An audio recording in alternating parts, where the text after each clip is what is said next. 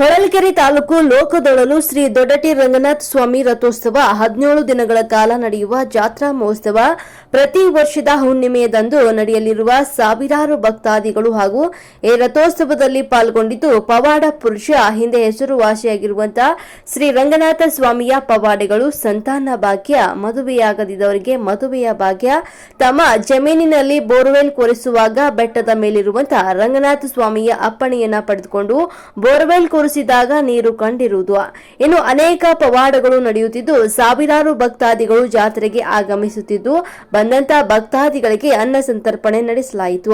ಇದೇ ಸಂದರ್ಭದಲ್ಲಿ ಹೊಳಲ್ಕೆರೆ ತಾಲೂಕು ದಂಡಾಧಿಕಾರಿ ಬಿಬಿ ಫಾತಿಮಾ ಅವರ ಜಾತ್ರೆಗೆ ಭೇಟಿಯನ್ನ ನೀಡಿದ್ರು.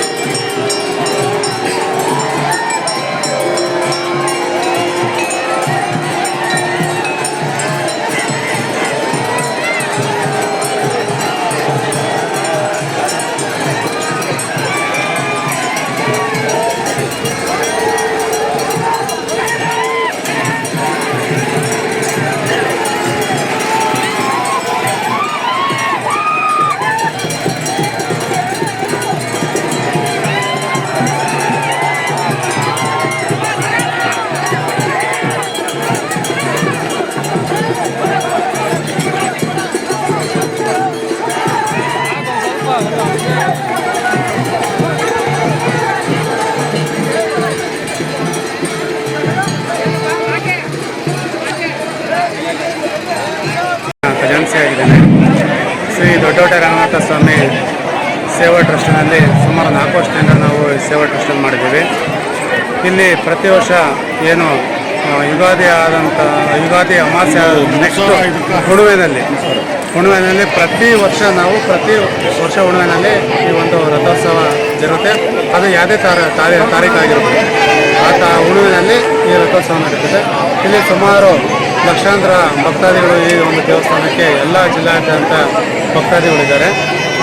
ಇಲ್ಲಿ ಏನಾರು ಮನೆಯ ಪೂಜೆ ಮಾಡ್ತಕ್ಕಂಥವ್ರು, ಮಕ್ಕಳ ಹಬ್ಬದಲ್ಲಿ ಇರ್ತಕ್ಕಂಥವ್ರು, ಇಲ್ಲಿ ಮಕ್ಕಳನ್ನ ಫಲಾನ ಜಾಸ್ತಿ ಹೋಗ್ತಕ್ಕಂಥದ್ದು, ಬೋರ್ ಏನಾರ ಅವರು ಹೊಲದಲ್ಲಿ ಬೋರ್ ಏನಾರ ನೀರು ಬೇಕು ಅಂದರೆ ದೇವರು ಮೇಲೆ ಕೂತಿದೆ, ಅಲ್ಲೇ ಹೋಗ್ಬಿಟ್ಟು ಅಪ್ಪಣೆಯನ್ನು ಕೇಳಿ ಬಂದು ಆ ಬೋರನ್ನು ತಪ್ಪಿಸಿದ್ರೆ ಸಕ್ಸಸ್ ಆಗ್ತಕ್ಕಂಥ ಒಂದು ನಂಬಿಕೆ ಅನಾದಿ ಕಾಲದಿಂದ ಇದೆ.